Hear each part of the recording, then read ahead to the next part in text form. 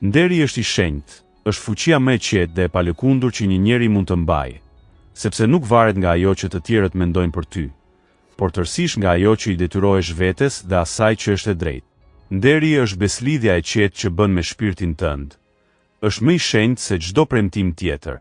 Në këtë video do të zbulosh fuqinë e vetfokusit të kësaj bote plot shpërqendrime. Prandaj mbroje energjinë tënde me nder, sepse është një superfuqi e vërtet rreth vetdisiplinës dhe rrimarrjes së fuqisë tënde në vetvete.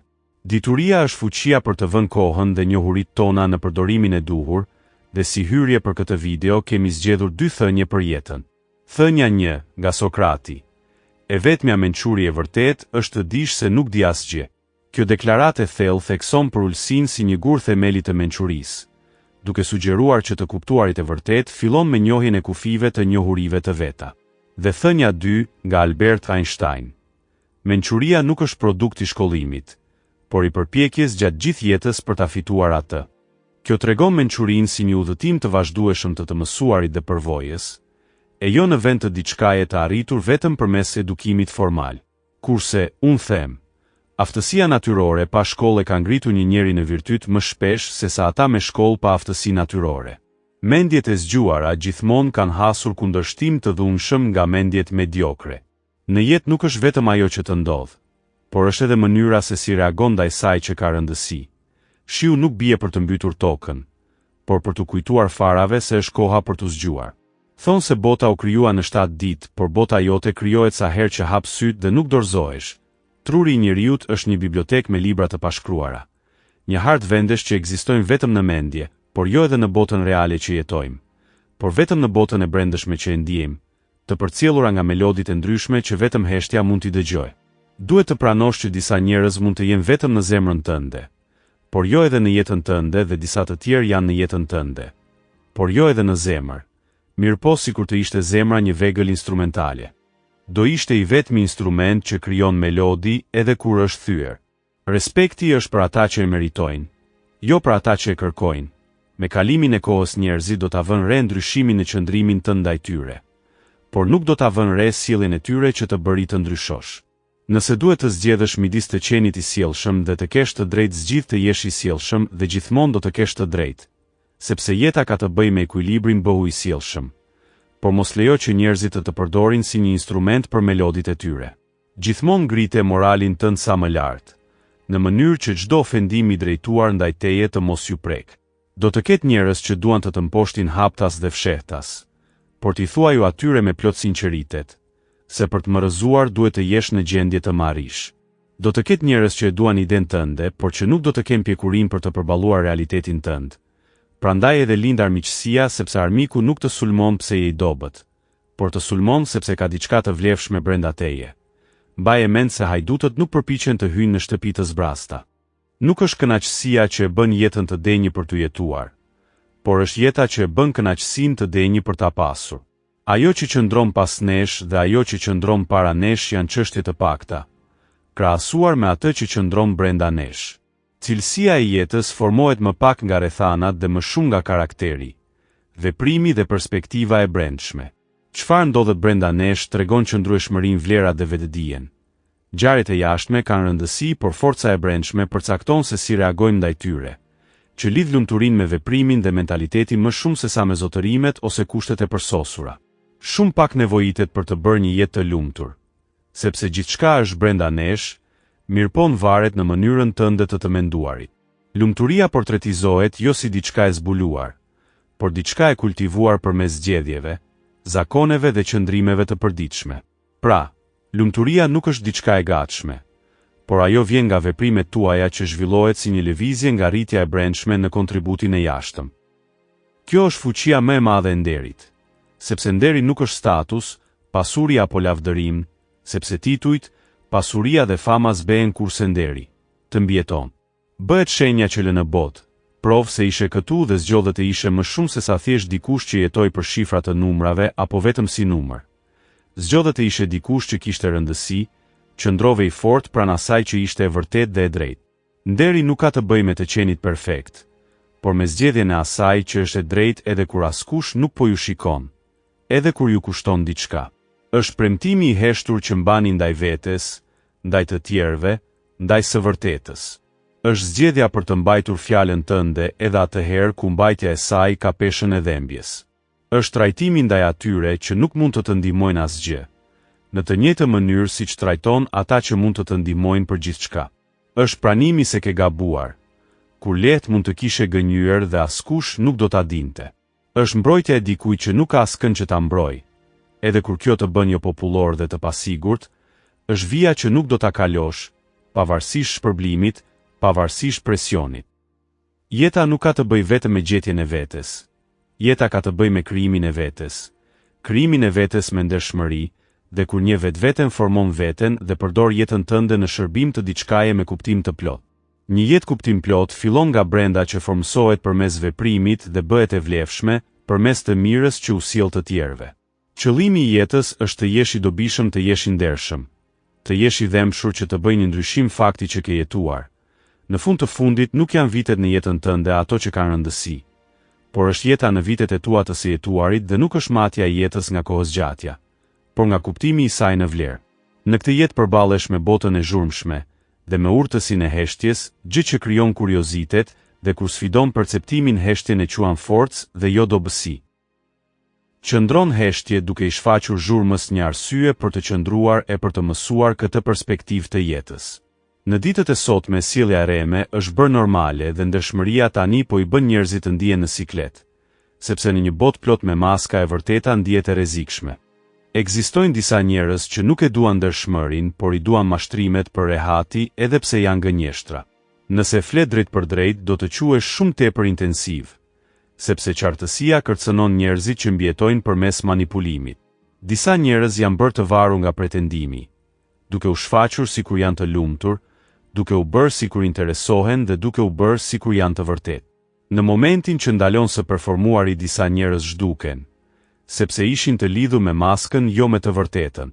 Autenticiteti të izolon para se të çliroj. Prandaj jo që të gjithë mund ta përballojnë atë person që refuzon të jetojë me energji të reme. Ata që keq kuptohen nga ndershmëria jote shpesh fshihen edhe nga vetja si të turpëruar. Prandaj edhe bëhet e pakuptuar jeta e tyre dhe kur dikush jeton në mohim. Ti nuk ke nevojë të shpjegosh ndershmërinë tënde askujt sepse nderi është i shenjtë. Të remët hyjnë aty ku përshtaten kurse të vërtetët qëndrojnë të fortë aty ku u takon. Njerëzit e vërtet e njohin ndershmërinë menjëherë, dhe ata janë që qëndrojnë të vërtet në një botë të ndërtuar mbi pamjen e nderit. Mos kërko falje kurrë për autenticitetin tënd edhe pse e vërteta jote do të trembë disa njerëz, sepse atyre u kujton gjithçka që pretendojnë kinse që të jenë. Mos harro se njeriu jeton si shërbëtor i Zotit dhe veprat janë kontribut ndaj vetvetes. Njeriu pra është peng i veprave të veta. Familja është begati e madhe duaje me zemër mbroje dhe çmoje me dinjitet. Respekti midis anëtarëve të familjes është themeli i vërtet i harmonisë dhe në çdo familje dashuria duhet të jetë më e fortë se sa fjalët. Jeta nuk ka të bëjë me sasinë e miqëve që ke, por me cilësinë e miqësisë së tyre që e kanë. Megjithatë, ka shok gjatë jetës dhe ka shok për gjithë jetën. Në këtë aspekt pikpamja për secili njeri është përgjegjësi personale. Se si janë gjërat në shtëpi me familjen tënde, me fen tënde, me miqësinë dhe qëllimin tënd të jetës. Të gjitha këto kanë shumë rëndësi gjatë udhëtimit, prandaj mendo për pasionin tënd. Mendo për mundësitë e tua dhe kështu e gjen qëllimin tënd të vërtet dhe kur arsyet takohen me pasionin tënd, mundësinë tënde, qëllimin tënd, atëherë do të zbulosh se dita më e rëndësishme në jetën tënde është dita kur kupton pse ke lindur, e jo kur kujton që ke lindur. Prandaj jeto me nder sepse nderi është i shenjtë. Jeto me vullnet dhe bëhu i pandalshëm nga pengesat duke u përqendruar tek vetvetja, sepse në botën e sotme të zhurmshme dhe të shpërqendruar shumë njerëz po humbasin veten duke u përpjekur të qëndrojnë në hap me të tjerët, por ti ndjeki hapat e tua jote të tjerëve.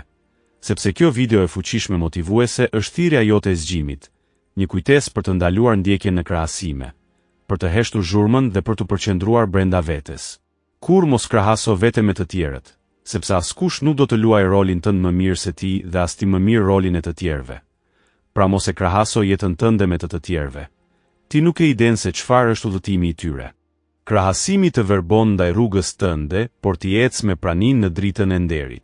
A keni menduar ndonjëherë edhe për të vërtetë se, që nga momenti kur lind trupi i njeriut, ai fillon rrugën drejt vdekjes, drejt udhëtimit të pashmangshëm dhe kur nuk e kupton vlerën e së vërtetës, do të kuptosh rëndësinë e saj.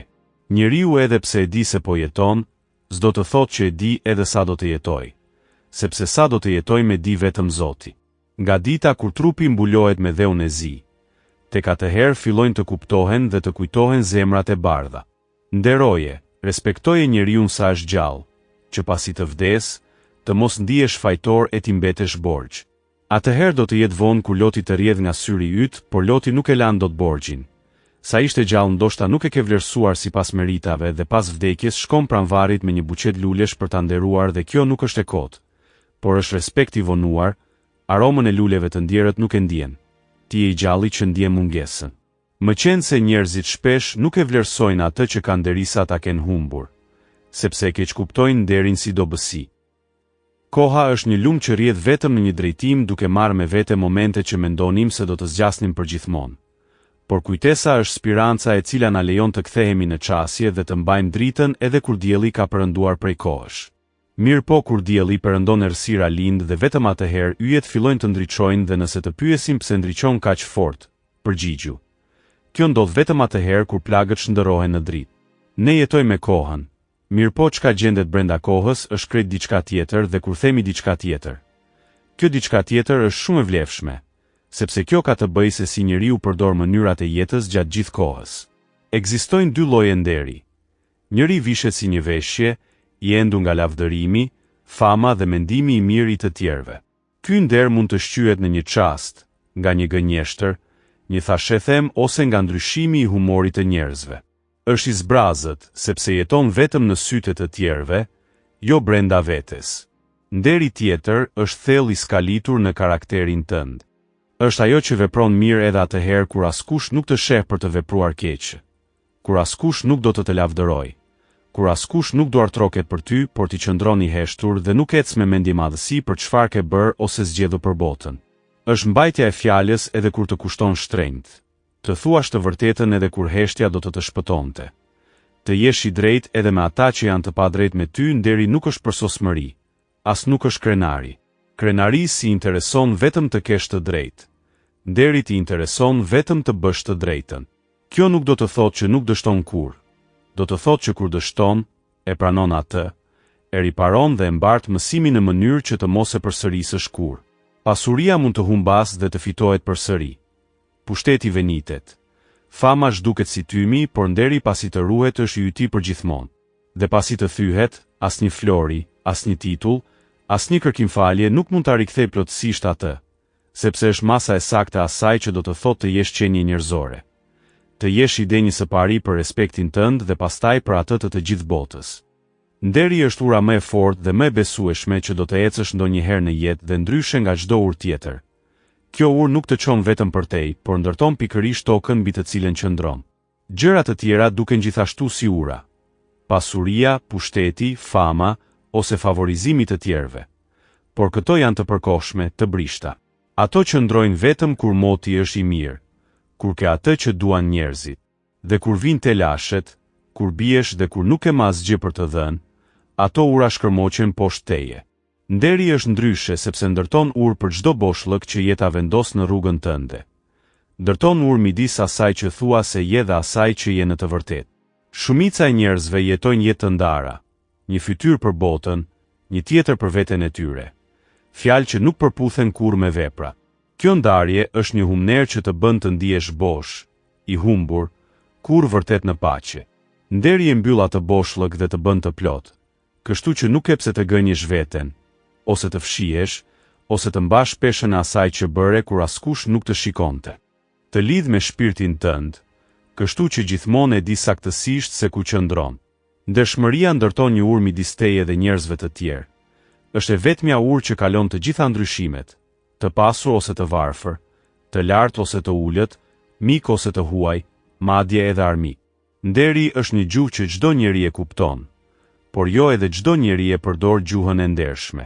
Kur e mban fjalën tënde, kur je i drejtë, kur qëndron pranë asaj që është e drejtë, njerëzit të besojnë, madje edhe ata që nuk pajtohen me ty, madje edhe ata që nuk kanë asgjë për të fituar prej teje.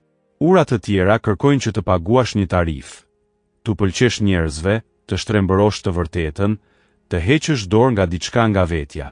Nderi nuk kërkon asgjë tjetër përveç se të jesh i sinqert, dhe në këmbim të jep diçka që asnjë pasuri nuk mund ta blej. Respekt, besnikëri dhe lidhje të vërtetë që zgjat tërë jetën. Ai ndërton një urë edhe për boshllëqet e errta, kohët e vështira, gabimet, humbjet, momentet kur gjithçka tjetër bie poshtë. Nderi është aty me ty për t'i rregulluar gjërat, për të mësuar, për t'u ngritur përsëri. Është ende aty, duke të mbajtur lart, sepse është pjesë e jotja, jo diçka e dhuruar ose e grabitur nga të tjerët. Nderi lidh jetën tënde me atë që vjen pas teje. Të gjitha urat e tjera mbarojnë kur vdes. Nderi shtrihet përtej kohës sate. Ai lidh punën tënde, zgjedhjet e tua, emrin tënd me brezat që vijnë. Ka një të vërtetë që duhet ta dish. Kjo urë funksionon vetëm nëse e ndërton gur pas guri, çdo ditë, në gjëra të vogla dhe të mëdha. Mos thye asnjë gur, mos thye fjalën tënde, mos mashtro, mos vepro padrejtësisht, sepse këto e çmontojnë gradualisht të gjithë urën. Kjo urë është ndryshe nga urat e tjera. Askush nuk mund ta ndërtoj për ty dhe askush nuk mund ta riparoj përveç teje. Por ec mbi të dhe nuk do të humbasësh kurrë, sepse nuk është vetëm një urë e mirë, por është e vetmja urë që të çon në një jetë që ja vlen të jetohet. Në jetë disa gjëra na ndodhin shumë shpejt, disa të tjera më ngadalë, disa edhe me pengesa dhe disa edhe me vonesë. Fillo për një moment dhe mendo me logjik të shëndosh, se sa vlerë të madhe kanë sekondat, minutat, ora, dita, java, muaji, viti, dekada dhe tani mendo përsëri. Se atëherë të humbësh kohën duke bërë gjëra të kota gjëra që nuk janë të vërteta. Njeriu nga vetë natyra qëndron afër aspiratave dhe pasioneve që ka brenda dhe sa herë që kalon në përrjedhën e një dite e kupton se a ka bërë diçka të vlefshme drejt qëllimit që kishte vendosur të bënte në atë ditë. Beso por mos u mashtro. Ji i kënaqur por kur mos ndalo së përmirësuari veten.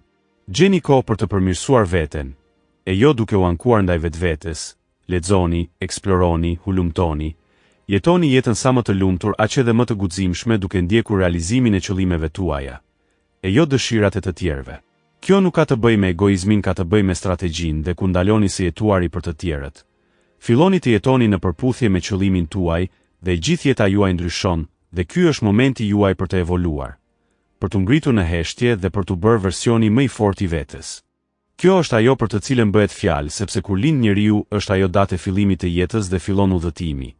Mirëpo në vazhdim gjatë tërë jetës në mes është gjëja më e rëndësishme për njeriu, sepse në mes është koha e jon që kalojmë duke bredhur në jetë, kurse në fund të jetës mbetet e shenuar në atë gur varri, data e fillimit dhe mbarimit nga kjo jetë.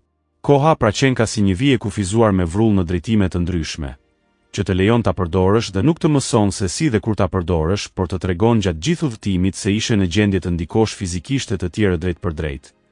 Ishe në gjendje të lësh gjurmën tënde të ndershmërisë në këtë tokë të begatuar që meriton gjurmët e nderit, dhe kjo mjafton për të kuptuar thelbin e jetës. Bëhu këshilltar i vetvetes në mënyrë që të ndërtosh një trashëgimi që askush nuk mund ta ndryshojë pavarësisht gjithçkaje, dhe jo vetëm se do të kujtosh, por edhe do të kuptosh më mirë arsyen pse je këtu.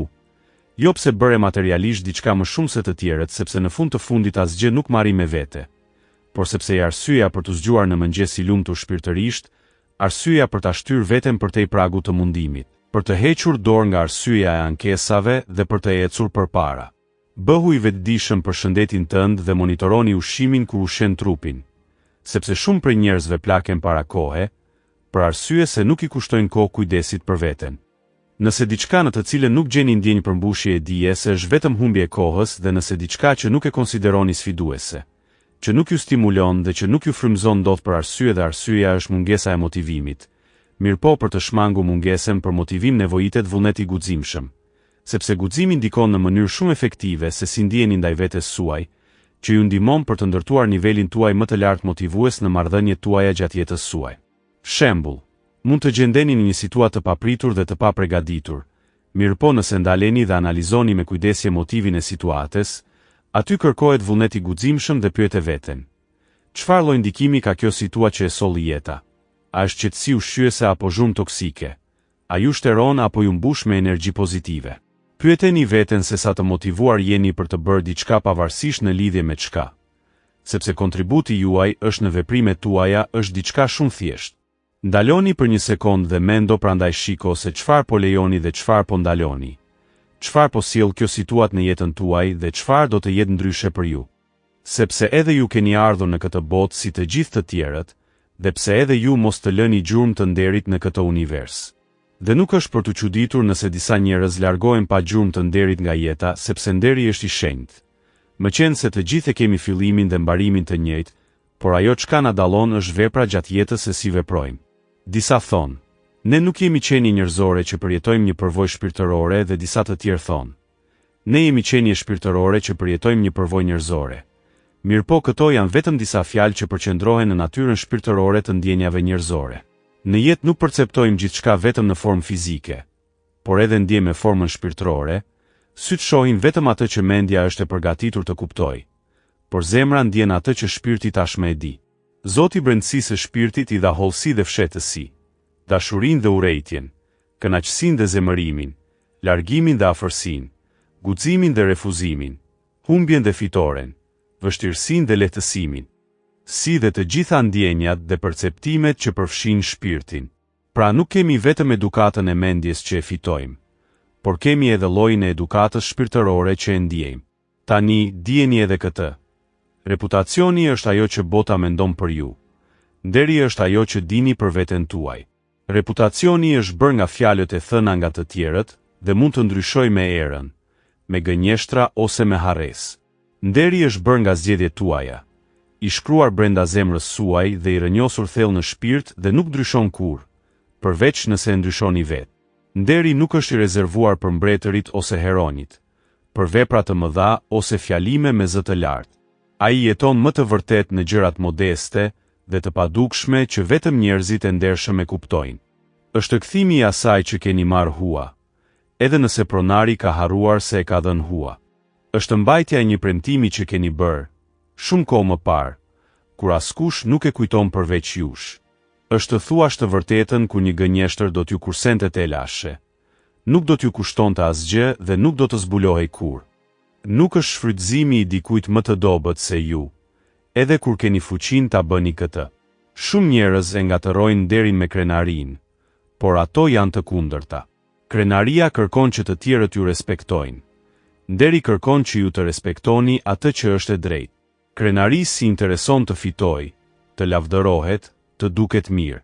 Nderi interesohet vetëm të bëjë mirë, edhe nëse humbet, edhe nëse fajsohesh, edhe nëse askush nuk të falënderon. Ky është nderi e vetmja pasuri që nuk mund të vidhet. Hajdutët mund të të marrin arin, armiqt mund të të marrin tokën, koha mund të të marrë shëndetin dhe bukurinë, por askush nuk mund të të marrë nderin. Vetëm ti mund të adhurosh dhe ruaje si sytë e ballit, sepse nëse humbët asnjë sasi parash, falja apo fam nuk mund ta blejë atë, por duhet të fitohet përsëri, hap pas hapi, zgjedhje pas zgjedhjeje, ngadalë dhe me dëmshuri e jo me krenari. Nderi është gjithashtu liria jote më e madhe. Kur jeton me nder, nuk ke asgjë për të fshehur. Nuk e frikë se çfarë do të zbulojnë njerëzit. Nuk shqetësohesh se gënjeshtrat do të të kapin. Nuk ban barën e rënd të keqardhjes. Mund të shikosh këdo në sy, të pasur apo të varfër, mik apo të huaj, madje edhe vete në pasqyrë të buzëqeshur dhe në paqe. Se paqja është shpërblimi më i madh që jep nderi.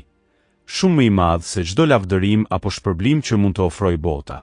Ekziston një vërtetë e vjetër. Nderi është drita që të tregon rrugën kur të gjitha dritat e tjera shuhen. Kur jeta është e vështirë, kur gjithçka shkon keq, nderi është ende aty. Të tregon se çfarë është e drejtë, çfarë ja vlen të bësh, çfarë lloj personi dëshiron të jesh. Nuk të premton një jetë të lehtë, por të premton një jetë për të cilën mund të jesh i ndershëm, një jetë që e lë botën pak më të mirë nga sa e gjetët. Dhe mos harroni, nderi nuk ka të bëjë me mosrënien kurrë, ka të bëjë me mënyrën se si ngritesh. Nëse bën një gabim, nëse dështon, nëse humb rrugën, nderi është ai që të bën të thuash isha gabim, që të bën të rregullosh atë që ke gabuar, që të bën të falësh veten dhe të fillosh nga e para. Ky është nderi më i vërtetë. Gjithmonë kur përpiqesh të jesh më i mirë, e jo perfekt, sepse asnjë njeri nuk është perfekt, por gjithmonë të mundohesh që të mbahesh dhe të përmbahesh fort pas asaj që është e mirë dhe e drejtë. Thonë se pemët më të forta nuk janë ato që qëndrojnë në diell, por ato që kanë përballuar dimrat nga stuhit më të vështira dhe pyetja është, si të qëndrojmë të pandalshëm me mençuri në kohëra të vështira. Të qëndrosh i pandalshëm me mençuri gjatë kohërave të vështira ka të bëjë me balancimin e veprimit, me një mençuri të qetë dhe strategjike. Mirë po kur përballon me durim dhe gjakftotësi provat e jetës në përputhje me natyrën, ti imposh ndjenja gjatë pengesave, sepse kontrollon nga mendja jo nga emocione. Në raste të tilla praktikoni sa më shumë shkëputjen emocionale, sepse kjo shkëputje është virtyti i veprave që pasqyron konceptin shpirtëror, që përcaktohet me vlerë të qëllimit. Kur një qëllim has në një pengesë, një qasje e strukturuar me mençuri ndihmon shumë në parandalimin e frustrimit që të mbizotëroj, dhe ja se si duhet të analizoni zakonisht këtë situatë gjatë pengesave. Shikoni pengesën në mënyrë objektive dhe ndaloni emocionet sa më shumë që mundeni. Përndryshe emocionet do të kontrollojnë situatën. Mençuria fillon duke dalluar midis asaj që mund të kontrolloni dhe asaj që nuk mundeni dhe ku ndaloni së shpenzuari energji në kaosin e jashtëm dhe përqendroheni vetëm në përgjigjen tuaj të brendshme. Bëheni emocionalisht të paprekshëm. Pengesa nuk është pengesë. Pengesa është qëndrimi yt ndaj pengesës. Duhet të kuptojmë se pengesat janë pjesë të jetës, por kur përballëmi me to bëhen arti i jetës dhe kalimi i tyre janë detyra njerëzore. Shihni pengesat si arritje jo si dështime dhe pranoni ato si të dhëna jo si rrugë pa krye, sepse kohët e vështira nuk janë të përhershme, por janë vetëm sfida të përkohshme. Kështu që nëse mendoni për pengesa do të gjejnë, ndërsa nëse mendoni për zgjidhje do t'i kaloni, zgjedh pra këtë të fundit që të jeni kalorës i pandalur. Kur një njeri që e do paqen detyrohet të shkojë në luftë, ai nuk lufton vetëm për të fituar, por lufton për ta përfunduar atë përgjithmonë. Mençuria ju kujton se sfidat janë stinë e jo e gjithë historia, dhe duke mbajtur në fokus derën e mençurisë në qëllimin tuaj përfundimtar, mund të duroni shqetësimin afatshkurtër për përfitime afatgjata. Më qenë se një qasje e udhëhequr nga mençuria trajton në çdo pengesë si informacion të situatës, shembull. Në vend që të shqetësoheni pse po më ndodh kjo, pyeteni veten çfarë të mëson kjo situatë për strategjinë. Kjo ju zhvendos nga një mendësi viktime në një mendësi zgjidhëse problemesh, që e mbron perspektivën afatgjate. Përballimi i pengesave të papritura zakonisht ka më shumë të bëjë me mentalitetin dhe sistemin tuaj, sesa me vetë pengesën. Jepini përparësi hapësirës së qartësisë mbi shpejtësinë, sepse të jesh i pandalshëm nuk do të thotë të lëvizësh shpejt, por do të thotë të mos ndalesh kurrë. Prandaj mos u ndal edhe nëse je i lodhur nga pengesat, por ndaluni kur të kesh mbaruar. Krijimi i hapësirës ju lejon të dëgjoni intuitën tuaj dhe të merrni vendime bazuar në vlera dhe jo në frikë, sepse ndonjëherë lëvizja më e mençur është të ngadalësosh, të vlerësosh, të kontrollosh terrenin dhe të bësh një hap të qëllimshëm përpara, në vend të 3 hapave të panikut prapa. Mos harro se njerëzit do të përpiqen për të penguar dhe momenti kur njerëzit ndalojnë për të thënë që ke gabim, është momenti kur duhet të fillosh të shqetësohesh. Për të aksesuar mençurinë kultivoni qetësinë e brendshme, sepse keni nevojë për heshtje qoftë përmes meditimit, shënimeve në ditar apo reflektimit të qetë. Mbroje paqen tënde sepse të lejohet dhe të largohesh nga çdo gjë që përpiqet të tërheqë në një betejë që nuk është e jotja. Për t'ju njoftuar me videon e radhës, abonohu në kanalin Brenda së Vërtetës. Faleminderit për mirëkuptim dhe deri atëherë u dëgjofshëm për të mirë.